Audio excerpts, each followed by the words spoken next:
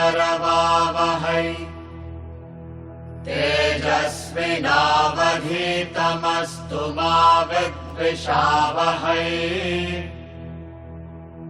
ॐ शान्ति शान्ति शान्तिः। We'll begin with the poem Olive Tree. The olive tree, said an ancient hermit bending half in prayer upon his knee, oil I need for midnight watching, I desire an olive tree.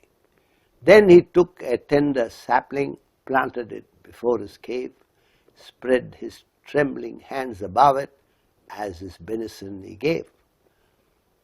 But he thought the rain it needeth, that the root may drink and swell. God, I pray thee send thy showers, so as gentle shower fell. Lord, I ask for beams of summer, cherishing this little child. Then the dripping clouds divided, and the sun looked down and smiled. Sendeth frost to braze his tissues, oh my God, the hermit cried. Then the plant was bright and hoary, but at even song it died. Went the hermit to a brother sitting in his rocky cell. Thou an olive tree possesseth. How is this, my brother, tell? I have planted one and prayed, not for sunshine, nor for rain. God hath granted each petition, yet my olive tree hath slain. Said the other, I entrusted to its God my little tree. He who made knew what it needed, better than a man like me.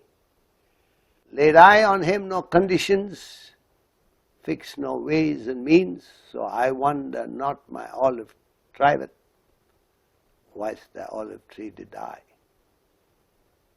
Sabine Baringaud. See, the central verse of Bhagavad Gita, chapter 9, verse 22. It is the geometrical center of the entire Bhagavad Gita. Very famous, immortal verse. Whenever Gita is remembered, the Charama Shloka, Ananyash, the Sarvadharman Parityaja, and this one, which is Ananyash Chintayanto, these two are always remembered. I mean, these are the slokas that first come to mind whenever Bhagavad Gita is being talked about. That verse says, Ananyash Chintayanto mam ye jana panyupasate tesham nityabhyuktanam yogakshemam vahamyaham. To those whoever they are worshipping me with Ananya Chinta. Ananya Chinta means without any other thought. Chinta means thought. Anya Chinta means other thought. Ananya Chinta means no other thought. If a devotee is going to worship me with no other thought, and he is ever seeking union with me, I will take care of their yoga and kshema. This is God's promise. You will find this quotation in Life Insurance Corporation also, yoga and kshema. Yoga kshemam vahamyaham. This can be interpreted at various levels. And from an extreme devotee point of view, this can be very literally taken also, and it is correct. Whatever is required for a person, I will guarantee that it happens. The onus is upon me, says the Lord. And if you literally take this and look at the lives of various devotees who have lived up to the principles given in this verse, that is, they are having this Ananya Chinta. For example, there is Sant Sena.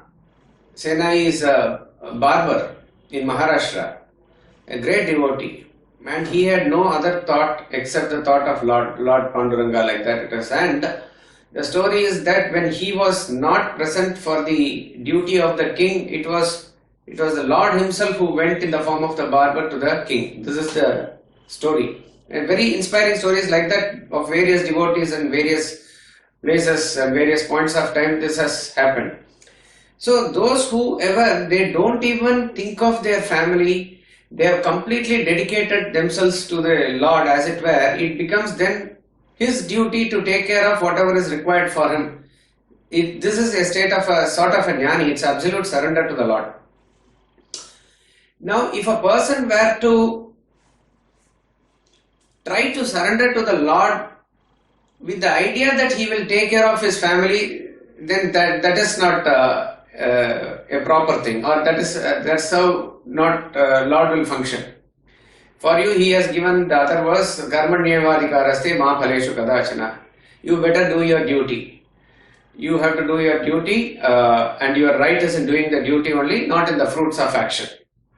So we have to understand when we read these verses also in Bhagavad Gita as to who is the adhikari in each and every verse that it is being talked about. So surrender, when we talked about earlier, is applicable for all of us at various levels. So when we discuss this idea of surrender, it is not only of a person at a very highest level, we can also surrender at our level, we said. A person who is an absolute jnani, who is in a very high state of renunciation, who is an extreme bhakta, he can also surrender, and his surrender is of a very high level. But a person who is at our level doing karma in the world, caught up in samsara, caught up in household duties and various other, we are also given that choice to surrender. That is why we said that everybody is adhikari as far as surrender is concerned. The method of surrender will be different and the effect of it will be different, but you have every right to do that. That is why in verse, I think 56 of chapter 18, he says, Sarva karmanyapi sada. Sarva karmanyapi sada means even though doing all actions, mat vipashaya, you can oblate it to me and do. In verse 66, he says, Sarva dharman parityajya. Renouncing all dharmas, you surrender. So, one is saying surrender that you can do by doing all actions. Another is by saying that you renounce everything and surrender. That means the method of surrender is definitely different, but all are eligible for surrender. This is a sanction that God himself has given, as it were. Now, why I am bringing that in the context of olive tree, the story is simple here. This poem is also a very beautiful poem. It finds place, I think, in Vedanta treatise also in I think, the strength of emotions when it is being related to bhakti. There are two hermits. The story is about two hermits, particularly one hermit. He desires olive oil for his midnight prayers. That means he needs a lamp, and for which olive oil is required. He is somewhere in the cave, so he takes a sapling and plants that sapling there, and he blesses the sapling. But immediately he thinks that the sapling, for it to grow, for the roots to grow, it needs rain. So he immediately petitions to God for rain, and rain comes. Immediately he says that the plant needs sunlight, sunshine. And so he again prays to God. The clouds go away and the sunshine comes. Immediately he thinks that the tissues of the plant needs frost, and he asks for frost to God, and that prayer is also immediately granted. But what happens is that in the evening the plant dies.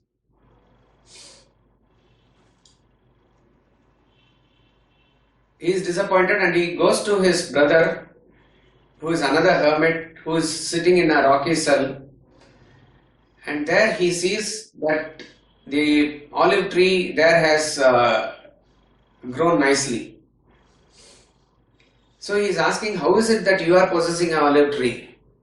Because I planted a sapling and I asked for summer, I asked for rain, I asked for frost, everything I asked, and God granted each petition. But my olive tree died, but yours is there still growing or grown well. How is it? To which the other hermit says that I entrusted my tree to the Creator. He who made knew better than a man like me. So I did not put any conditions on him, and therefore it is not surprising that my olive tree is living and your olive tree is dead. This is a simple story there. Said an ancient hermit bending half in prayer upon his knee, oil I need for midnight watching, I desire an olive tree. So mark this word that I desire an olive tree. That means when we are talking about a person who has completely surrendered himself to Lord, who has no will of himself at all, he is the person who is being talked about in chapter 9 verse 22 as a devotee who has ananya chinta. Ananya chinta, no other thought. Now, this person, when he is asking for an olive tree, it is not wrong. Because after all, he is asking it for a good purpose, that he wants to probably use that lamp for his prayers, for his reading, whatever be it. It is not something wrong. So, in fact, when he is having a clarity, he is having a clarity in his thought that I need olive tree. And what is the purpose of that? I need olives for getting olive oil. That is his purpose. So therefore, in chapter 7, I think, Gita, Lord says, Dharma aviruddho bhuteshu kamosmi bharatarshava. I am that desire in the beings also which is not opposed to Dharma. Again, this can be interpreted at various levels, but at a very basic level, any dharmic desire that you have is also in alignment with what his will is. So therefore it is not wrong. I am that only, he says. So, a person who is having some clarity in his thought as to what he wants and he is seeking olive tree, that is perfectly okay. Now, we are deviating, this may not be the theme of the poem, but it is worthwhile to note that even in terms of what you want to achieve in this world, you better be clear of what you want. The moment you have a thought, a desire, that desire has a potency to seek fulfillment. And that is the driving force which will make the universe rearrange itself to get that fulfilled. Swami Ramatirtha talks about this, I think, in his chapter Fulfillment of All Desires. In the chapter of Fulfillment of All Desires, he is talking about this, which is what they show in this documentary, The Secret. Most of you might have seen it. Rhonda Vine's book also is there, and the CD, and it's there in YouTube also. So they are talking about a creative process as to how your desires will get fulfilled, and they give these 3 steps. Ask, believe and receive. This is the 3 things that is given there. So ask is the first step. Ask means you must be very clear of what you are asking. You cannot go to a restaurant and say that bring me something. The waiter will not be able to execute your order. Or you cannot ask whatever is the best in your restaurant, bring. Everything is best in the restaurant only. Or you cannot say whatever that person is eating, give me that. You cannot say that. So if you are not clear with that order, then the person who is waiting to serve you cannot do anything. You may take time, but you be very clear. Whatever you want to order, dosa or South Indian or Chinese food or North Indian food, you order that. So once you give the order, what do you do in the restaurant? You do not go to the kitchen every now and then to see that whether your order is getting cooked. You don't have any doubt about it, right? You may be chatting with your friends, or you may be watching a match there in the television, or you will be seeing your mobile phone, whatever you are doing, because you know that having given an order, it is going to take some time. They will prepare that and serve it to you. 1% of doubt also you don't have that it is not going to happen. So this is the second stage, that there is a belief that it is happening, and this is exactly what happens with reference to universe also. So Swami Ramatirtha says universe acts as the genie of that Aladdin's lamp. So the genie only says that your wish is my command. So the moment you wish something, moment you think about something, that thought force has that potency to pull that object of desire towards itself. This is the law of attraction, this is the law of affinity, this is the law of love. It is going to happen. But the human mind does not allow the things to happen in its own natural way. What does it do is that it gets severely obsessed about the result of that. Immediately it wants, and constantly it is thinking and craving about that fruit of action constantly. So it is like when you go and disturb that cook or the waiter again and again in the restaurant, eventually your order will only get delayed. That is what will happen. Exactly like that. The moment you are craving about something, you are only delaying that object of desire reaching you. In simple terms, it's attachment, nothing else. Attachment at various levels. Here, attachment to the result, the fruit of action. So, Swami Ramatira gives that example that a person is sitting in the back seat of the car and he is opening the door and requesting his friend to come in. He wants to help the friend. But he says, come in, come in, come in, come in. He is keeping on saying come in, but the friend is not coming in.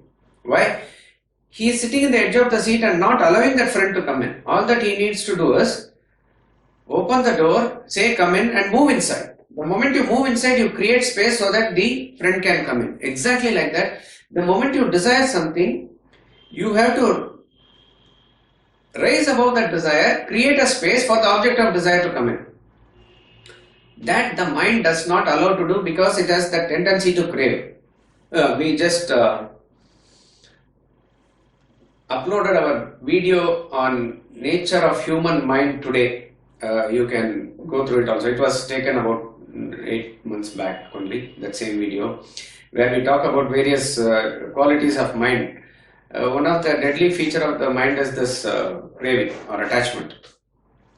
So your own craving only stops the object of desire from reaching you. So therefore you need to rise above it, and therefore at your level to rise above the desire, what is given as karma. So siddhir bhavati karmaja. Karma, success is born of action. So what is creating that success is this thought plus the action that you deserve. So therefore it is said in Vedanta treatise, one of the quotes is that you get in life not what you desire but what you deserve. Deserve is nothing but desiring plus working towards it. So when you ask and you believe that it is going to happen, and then you create room for the receiving, for which gratitude is a very important aspect, then this is the creative process that is given there. In this poem, this person is actually desiring nicely, let us say, that he wants a olive tree. Then what he does? Then he took a tender sapling, planted it before his cave, spread his trembling hands above it as his benison he gave. So he therefore, with that idea, he is doing his karma also. It is also required that a sapling or a seed is taken in and that is planted there before his cave, and he blesses the plant. Okay, he's like a child, he is blessing the plant. This is fine. Then here is a very important word that comes. The word is but. But means when everything is going smoothly like this, but immediately some thought comes. Some other forceful obsession or some other forceful idea comes into his mind. But he thought that the rain it needed, that the root may drink and swell. God, I pray thee, send thy showers, so a gentle shower fell. So he thought immediately that probably why the poet has chosen an olive tree as an example in this poem. It's just a thought. It could be any tree. He could have talked about an apple tree also. Maybe in the area that he was living, olive tree was more visible, or olive oil is connected with using for lamp. Whatever be it, there could be various reasons. But one of the reasons we think is also that olive tree is a very, what to say, a very strong survivor. It will survive forest fires also, it will survive everything also. It is not very easy to kill an olive tree or destroy it. Vis-a-vis other trees. Let us say every tree has that quality, every tree is very determined and very gritty, but olive tree also has this powerful art of survival. Okay. So probably that is one of the reasons that this tree is chosen as an example in this poem. So he is saying that the tree needs this thing, water. So therefore, O Lord, send showers. So immediately God gives showers. A gentle shower fell. Lord, I ask for beams of summer, cherishing this little child. Then the dripping clouds divided and the sun looked down and smiled. So immediately he is asking. See, that is why the word here it says, the dripping clouds divided. As it is getting the rain, water, shower, he immediately says, Lord, I ask for beams of summer. So immediately he wants sunshine for of course, the tree needs sunshine, the tree needs water, the tree needs frost, everything it needs. And he has probably also learnt it in his biology lesson. So he is asking for everything. But what he is asking is that he is asking that immediately. Cherishing this little child. So the dripping clouds divided, the sun looked down and smiled. That petition is also immediately granted by the Lord. No sooner that happens, he is again asking now, send it frost to brace its tissues. Oh my God, the hermit cried. Again, nicely the words are chosen. Hermit cried. He is craving, he is praying, he is desperate about it, right? Then the plant was bright and hoary. Okay, that was also granted. Bright and hoary because of the grey thing that has come upon the leaves because of the frost only, but at even song it died. So olive tree, which is known for its survival, he successfully killed it. It is not to give a negative connotation to the hermit's original desire, but that is what has happened exactly. Now this is what will happen when you impose your will upon God. So we talked about the three processes: asking, believing and receiving. Very clearly these stanzas show that the believing aspect is not there in this hermit. Each and everything, obviously he is very right in asking for olive tree, and for a tree to grow you have to give time. This sort of a natural growth must be there. And this must be our lesson also, whatever and whenever you want to get anything in life also. Anything that is strong, anything that is natural, anything that has to grow organically, you have to wait patiently and keep on doing your karma. So you plant the sapling, you maybe, if you are in a society, you may even protect it with a fence or something so that a goat doesn't eat it. All that thing you do. And whatever is the gentle thing that is required for it, you do. But do not be desperate about the growth of the tree and impose whatever you are based on your half-baked knowledge, your will upon God. That is exactly the mistake that we do. In fact, if you take a parallel of how generally parents impose their will upon children, this poem is not any different from that. I want my child to be very good. I want my child to grow very strong.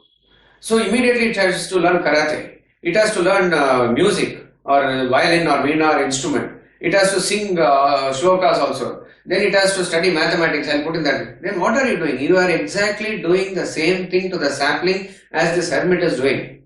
And you cannot doubt the basic intention of the hermit also. Let us take that. Let us give that benefit of doubt to him, that obviously, like a parent will want the welfare of the child, he also wants the welfare of this olive tree. But here is where the slight shift comes. What are you seeking the welfare of the other person for, and on what basis? The basis or the shifting of the focus is from the child to actually my child. So the shift of the focus is more on me now. That mindness is getting reflected on that more, and that is what is making our desires so desperate. So therefore it slowly tends towards that result orientation that I wanted, and that I wanted is actually pressurizing the other person. That is why Swami Ramatirtha says any form of attachment is ultimately going to cause this sort of a separation. The object will either break, or it will be taken away, or there will be a rupture in the relationship, or that person will die, he says. As though like a strong, a curse type of a thing, he says, but it's not a curse. He is only saying that it is a law. This is a law. The law of attachment is like that only. So, the purpose may be good and the idea may be good that he wanted olive oil, but he has to, and it is a good thing that other idea is, suppose for argument's sake I am saying, he can always go somewhere and get an olive oil directly. He very clearly wanted a permanent solution for it, so he planted a sapling. So you have to, so if you want to have a long-term benefit, which is the right approach, you have to give it that time only. So that is why even in Sattvic happiness it is said, any Sattvic happiness which is going to diverge and lead towards the ultimate pleasure also later on, it will start as a poison in the beginning and it will turn as nectar in the end. So initial period you have to go through that struggle. So this is not the parallel of Sattvic happiness, but I am saying that you have to go through that initial period of struggle. It applies to everything. When you want to reduce your weight, you want it immediately. Then you do some operation, or you do take some capsules or something. All those things may yield a result. But exactly like that only. At even socket diet, it will happen like that. You do yoga, you do pranayama, you do some mild walking, jogging and other exercises prescribed, and the diet, you have to take it properly. How long it will take? I do not know. 3 months, 6 months, that is the prescribed course. It will take. But that type of a growth that you get, that health in your body is organic in nature. Any business also for you to grow, if you want to visualize a high profit and growing of the business, it has to have its period of growth. No, stock market, I'll invest 10,000 and I have to get 10 lakhs and it won't work like that. Any political party to grow and get itself rooted in the minds of the people, you have to have 1 or 2 generations of people working hard for it. Then only it will get established. I will start a party now and immediately next election I will win. Then tomorrow I will become the chief minister. It won't work. So anything for that matter, you have to give its organic growth its time. That is the natural process. But our mind gets into this result orientation. And once that desperation comes, we do certain things that when it is forced like that, as it were, then as it is said in the commentary later, we'll see that God as though hands over the reins to you. See, he is your charioteer. He is driving the chariot very well. But you have to keep quiet and allow him to drive. You have given him the destination. He knows how to take it there. No, this, there, go there, do this, there. Okay, he says you take the reins and you drive, and you don't know how to handle. Why you don't know how to handle? Because you do not know the overall picture. That is what it is. See, most of the time, when we impose our will upon God, it is our desperation, our weakness that is at display there. A person was seeing a butterfly that is emerging out of the cocoon, struggling. And that struggle is there for 45 minutes to 1 hour or whatever it is. That is the struggle it has to go through. And it has to extricate itself out of that fine silk threads there. He could not watch it. It was very painful for him to watch it. So out of pity, he cut that thread slowly so that the butterfly can easily come out. Butterfly came out also, but eventually what happened was the wings were not developed properly. They did not get the enough strength in them. Nature has kept it in such a way that the wings will gain strength only by that process. All the fluid and other things has to spread evenly and properly. Like that is the process. Now, with the idea of even helping the butterfly, mainly coming out of his weakness of emotion. That is why the chapter in Vedanta treatise is called as strength of emotion. Vedanta wants you to have emotions, but emotions should not be a weakness in you. It must be the strength. Now, this hermit, what he is showing is this weakness. So, when you do that, you are not sure of what that resultant will be. That is why the prayer also says, thy will be done, not my will. But here you are imposing your will upon God.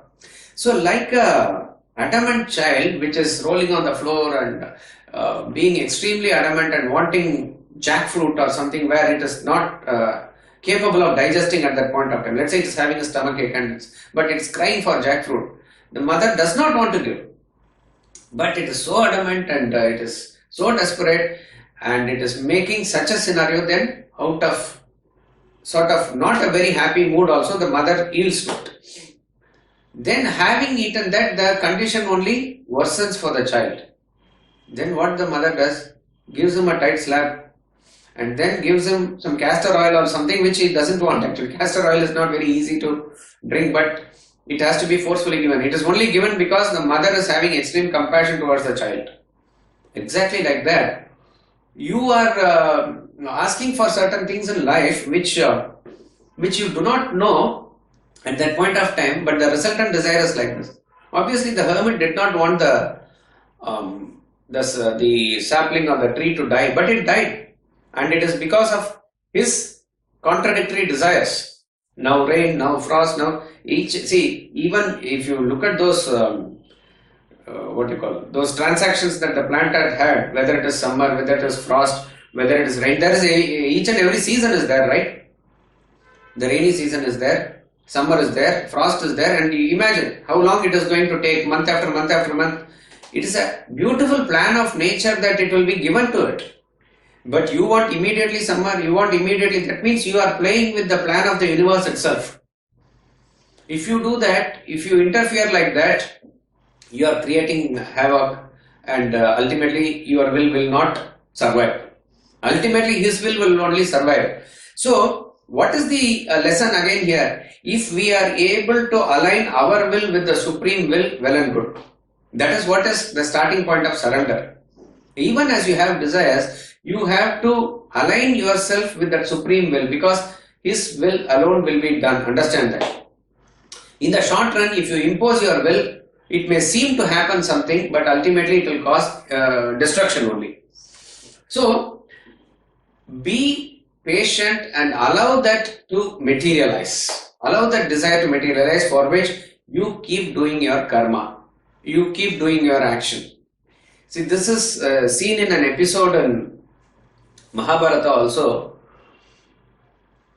Satyavati is wife of Shantanu, and Bhishma is the elder son, son of Ganga, but he is the elder son. And Satyavati bears two sons, Chitrangada and Vichitravirya. Chitrangada dies in a battle. Vichitravirya is the only surviving son. Vichitravirya is married to Ambika and Ambalika. This is the story. And unfortunately, Vichitravirya also develops disease, maybe because of indulgence, and he dies before there is a son, before there is a offspring. So the kingdom is without a formal king now. Bhishma has taken a vow that he will not marry and he will maintain his brahmacharya, and he will only look at whoever is sitting at the throne of Hastinapur as the king. He will see his father's face there. Like that he has taken pratignya. So he will obviously not become the king. At maximum he can be a caretaker till the time officially a king is there. So Satyavati is now desperate that Hastinapur should have a king. So what we are talking about is certain dharma in that previous yuga, Dwapara yuga, something maybe. There is a process called niyoga, where if the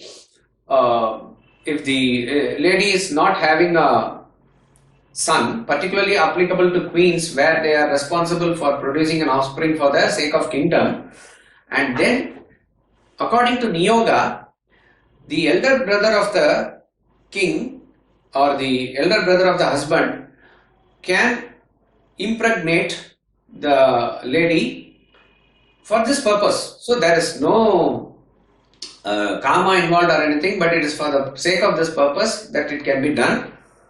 They had probably that type of power and other thing also to do it, maybe. So invoking this dharma, particularly Rajya dharma, is all very subtle. Invoking this dharma immediately, Satyavati tells Bhishma that it's your duty to do this now. Bhishma says, no, I have to hold on to my pratigna or vow that I will be a brahmachari only and I will not indulge in all these things. This is my sacred promise. I cannot go back on that. Sorry, he says. Then Satyavati thinks of his other son who is sage Vedavyasa. When Satyavati was before marriage also, Parashara and sage Parashara and Satyavati, son was born of them, that is sage Vedavyasa who came as a youth. And the beauty is that he is the avatar of Vishnu who came like that, and Satyavati did not lose her virginity also after that. These are all the stories that are there in Mahabharata. But the point is, he is her son. Wherever there is any problem, he himself comes in Mahabharata at various places and tries to give some advice, solution, something like that. And always whenever Satyavati calls him also, he is there available. So Satyavati, out of desperation now, sends word for Vedavyasa. He comes and she explains this is a situation that the kingdom cannot be without king. So we need offspring. So you have to do this. And these two are the my daughters-in-law, Ambalika and Ambika. Vedavyasa, who is embodiment of jnana and dharma, he says, what you ask is not wrong. I will do it. But please give me some time, maybe a year or so, because I am in middle of a tapas. And when I am in a tapas, in that frame of mind that is not conducive for doing this, allow me that and it will be done like that, he says. But she says, no, it has to be immediately done, out of desperation. Think about it. A son or somebody who is going to be born, he can be named as a king, but he is not going to rule the kingdom. Still, it will be in the hands of the ministers and the caretaker. It may take a few years, even at least if you give a minimum period, 12 years, 16 years before he even ascend the throne and sort of start taking some decisions, right? So, one more year added to that, it's not going to make a difference. But Satyavati was so desperate that she forced Vedavyasa to do whatever he was supposed to do, and he shrugged his shoulders and did. And in that state, what happened is the sad history that Ambika closed her eyes and Dhritarashtra was born. Ambalika became pale and Pandu was born, and the tragedy starts from there in a way that it continues, and this is the cause for various things in the Mahabharata that is coming on later. So the episode is recalled only because, remember this, so Satyavati is forcing her will here. So if you have a will, out of your desperation, out of your seeking the fruit of the action, you cannot impose your will. If you impose your will upon God, then He hands over the rein to you. Now another question may arise here as to, will prayer like this work? Is it that if we petition to God, it will happen? The answer is yes. The formula is the same. We are not going to deviate anything away from what we have said so far, that you have to ask for something, and whatever is your desire which is in alignment with His will, you have to fixate it and rise above the desire for it to happen. So rising above it can be done through a deep thought, or like what is said in that Ananya Chinta also, or it can be done through karma also. So the karma is also nothing but a worship towards God only, if you look at it this way. Again, visit the lecture of Yajna, where we said this is actually Yajna. Yajna is a purified action which is done oriented towards that goal. So it is going to happen. So prayer has a value, prayer has a virtue. But what is real prayer? Prayer is not imposing your will upon God. That is why the prayer is thy will be done. Thy will be done. So even as you see, think about it in a very subtle way. Even as you talk about your problems to God, I am having this problem, that problem, solve it for me, my daughter is not getting married, my son is not getting a job, please do this, like that, we can reduce that prayer to a beggary. And out of the desperation, when we pray and pray and pray, we see that probably it is not happening also. Go back to that creative process where we said ask and believe. When you ask for certain things to God, think about whether you are really believing in the God as He should be believed. Who is God? If you ask anybody, they will say He is all-knowing. He is all-merciful. He is all-compassionate, right? So the moment you say, I am suffering, why are your eyes not opening? Why don't you save me? Why don't you protect me? Why don't you help me? That means you are indirectly saying that you are not compassionate. And the moment you are saying, I have this problem, I have that problem, that means you are saying, you don't know, I am telling you my problems. That means you are also demoting God's level from the level of all-knower to that He doesn't know something, I have to say. So, this was what happens. So, that means it is not outwardly known, but inwardly, invariably, our faith factor is not there. I mean, not there means it is not as it should be. Still you believe, you can go to temple and other thing, but there is because of your personal desperation and other thing, it is not allowing you to have that faith and surrender. That is what is actually happening. So you are actually delaying the process by imposing your will upon God. Now what happens to other persons who don't believe in God? Will prayer work? That's not the discussion of the poem also here. But for all those people, we can say, Vedanta says, okay, you need not posit a God, you need not outwardly pray for Him, etc. But what is that real prayer is? That awareness of the mysterious process that is sustaining this universe. You may not posit a providence, but you are aware of the provisions, right? Whatever you are having, whether it is the temperature and pressure maintained within you and the temperature and pressure maintained outside, how your alimentary canal functions and how your fingers are functioning, nervous system is functioning, how the sun is shining and seasons are changing, each and everything that is happening within you and without you is actually working in a very beautiful, synchronized and orchestrated way. Mysterious is the process. We do not understand. That is the point. If you are all-knower, you will know the totality, but you are not all-knower. You know only your desire. Beyond your nose, you do not know anything. Based on that limited vision, you are saying something which is good. Exactly the same way the parents, how they impose and say, this is what is good for my child. They do not know. Out of the desperation that it is my child, you impose certain things which probably is not really in the good of the child also.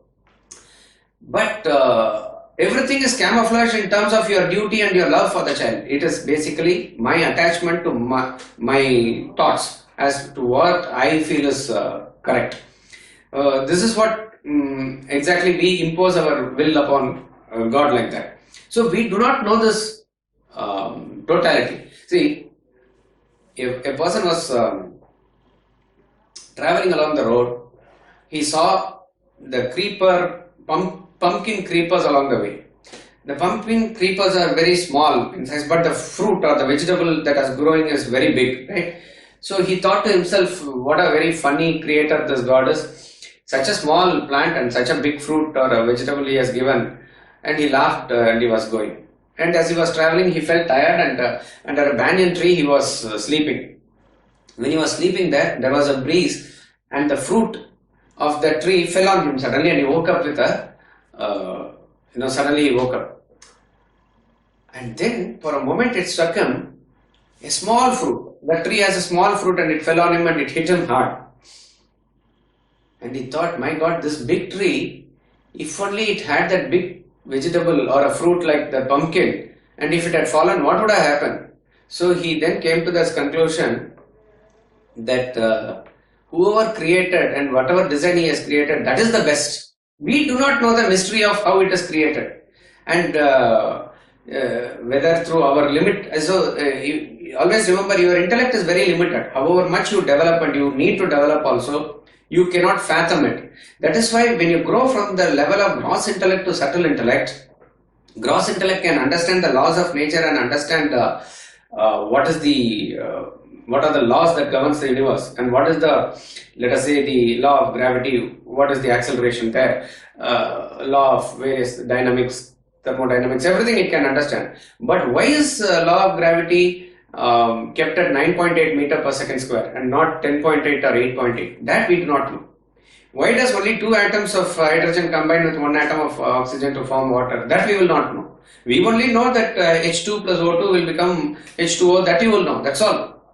But who fixed that? And why is it like that? So at that point of time, the intellect has to open it up and stand aghast in that wonderment. Wonderment is what is beyond your intellect. Ashcharya, Ashcharya says Bhagavad Gita.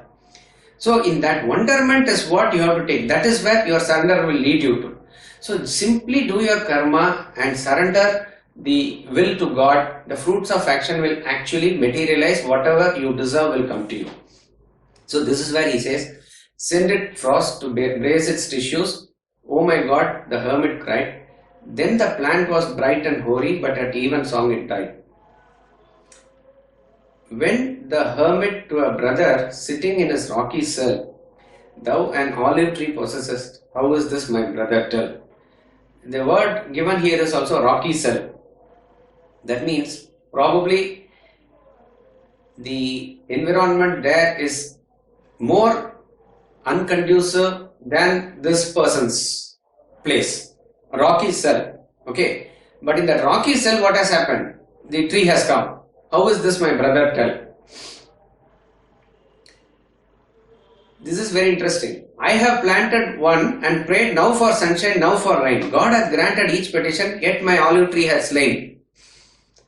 Most of the times, Swamiji has mentioned in his experience, and that's what we are saying, because many people talk to him. Many parents come and say, see, I tell him to study, I tell my son to study, he is not saying. I am saying don't watch TV, he is still watching TV. And I am saying that learning Vedas and Sanskrit is good, he is not doing that. All the time I am telling him what is good for him. Swamiji only has to tell that person, the problem is with you, not with the son. It is because of your extreme imposition that it is not happening. So he says that the children grow to be either vegetable or rebels. If you force yourself upon your children, one of these two is most probably is likely to happen. Either the children become like a vegetable without any sensitivity, like a vegetable does not have any awareness. They will be molded in such a way that they are not aware of even the basic things happening around them. And because you are actually taken out their inspiration, enthusiasm, thinking and intellect, and forced your thoughts upon them to mechanically go in certain way. So they become like a vegetable. Or if that is too much for the other person to take, he will rebel and go against you. He will wait for an opportunity and probably even leave the house also. Now that's the parents firmly believe, genuinely believe whatever they are doing is for the good of the children, and they do. Probably the execution is exactly the opposite. And this is exactly what this person says here. Not any different from that experience. I have planted one and prayed now for sunshine, now for rain. And he says, God has also granted each petition. That is the beauty. He is saying, God has granted each petition, yet my olive tree has slain. So he does not really understand how the resultant desire functions. God will grant each petition, but overall picture, if you see that you have only asked for the death of the plant, he had granted that petition also. Said the other, I entrusted to its God my little tree. He who made knew what it needed better than a man like me. This is given in italics, as I said in the last class. Whatever is the most important line in the poem, Swamiji has highlighted it by giving it in a different font or in a different style. The other hermit said, I entrusted to its God my little tree. we can only plant the sapling or we can only plant the seed. We are not the creator of the sapling or the seed. That was not created by you. So you will not know what is required. You can do the basic karma with the material that is given to you. You are not the creator of the material. You are not the overall custodian of that also. So he who made that sapling, who made that seed, it is he, someone, he made that, knew what it needed better than a man like me. So therefore the entity that is coming back to that provisions, we are aware of all this provision. So even whether a person believes or doesn't believe in God, you can always visualize if everything is functioning meticulously in order. You can always understand that there has to be all governor or all controller who knows all the laws and makes it function so meticulously. So that positing, you can call it God, call it Almighty, call it nature, call it whatever way you want to understand. You can always but understand that there is some superpower which is far greater and superior to my individual capacity, my individual power, my individual intellect, that is there.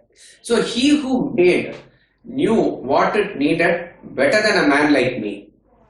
This is exactly surrender. Surrender is to think up to the level that you can intellect and think, but understand that vast area of ignorance that lies beyond it. There you have to surrender to that supreme will. Even at the relative level, when you don't know medicine, surrender to a doctor. When you don't know law, surrender to a lawyer. Don't dictate your terms to doctor. Don't ask him to prescribe medicine according to what you want. He may still give and your disease may not go. Just you go to the doctor, tell the problem and submit to him, he will give the solution. Like that it is. Even at the relative level this works. He who made knew what it needed better than a man like me. Laid I on him no conditions, fixed no ways and means, so I wonder not my olive thriveth, whilst thy olive tree did die. So do not put conditions. If you put conditions, it's a bargain, it is not a surrender, it is not devotion. It is a transaction that you are having. So this person says, laid I on him no conditions, fixed no ways and means. So I wonder not my olive thriveth. My olive tree is thriving, whilst thy olive tree did die. Sabin Baring-Gould. We will just listen to Swamiji's commentary. Two hermits planted saplings to grow olive trees. They needed olives to extract oil for their prayer. One of them prayed for rain and sun and frost to cherish his plant. God granted all his prayers, but the plant perished. Whereas the other asked for nothing, he left the plant to God's care. That plant grew into a tree and yielded olives. So it is with life. If you dictate your will to God, project your desires upon God, you will gain nothing. Instead, perform your obligatory duties and surrender them to God's will. You will then be provided in every way. The Lord's mysterious power sustains this vast universe. Everything works so meticulously, perfectly. The human intellect cannot conceive how different things and beings orchestrate themselves into the melody of harmonious coexistence in this universe. One ought not to disturb this harmony by one's personal preference and interference with nature. If you choose to assert your individual ego, the Lord then hands you the reins of control. You then lose His grace and benevolence. Conversely, when you dissolve your ego and surrender to the total scheme of nature, you will receive the Lord's blessing.